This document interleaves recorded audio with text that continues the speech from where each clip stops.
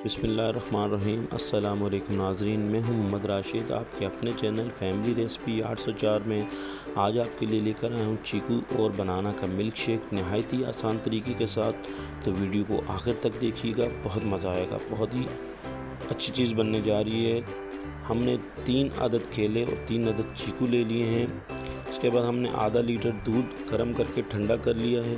हमने चीकू और केले का छिलका उतार के कटिंग करके इस तरीके से रख दिया। अब हम एक जूसर में इन कटे हुए पीसेस को ऐड कर देंगे। हमारे पास जो दूध मौजूद था ठंडा किया हुआ, हम इसमें ऐड कर देंगे। इसके बाद हम इसमें चीनी अपने ज़रूरत के मुताबिक डाल देंगे। हमने तकरीबन आधी प्याली के हिसाब से चीनी इसमें ऐड की है, आप अपने हिसाब से देख लीजिएगा।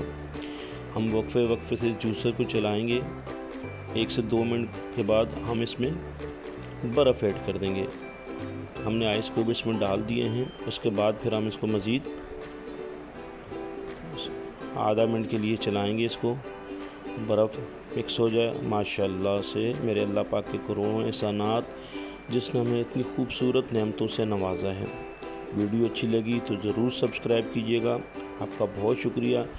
मिल्क शेक तैयार हो चुका है चीकू और बनाना का। अपना ख्याल रखिएगा। अल्लाह पाक आपको अपने हिफ्ज़-ओ-ईमान में रखे। अल्लाह पाक आपको कायम व दायम रखे। अल्लाह हाफ़िज़।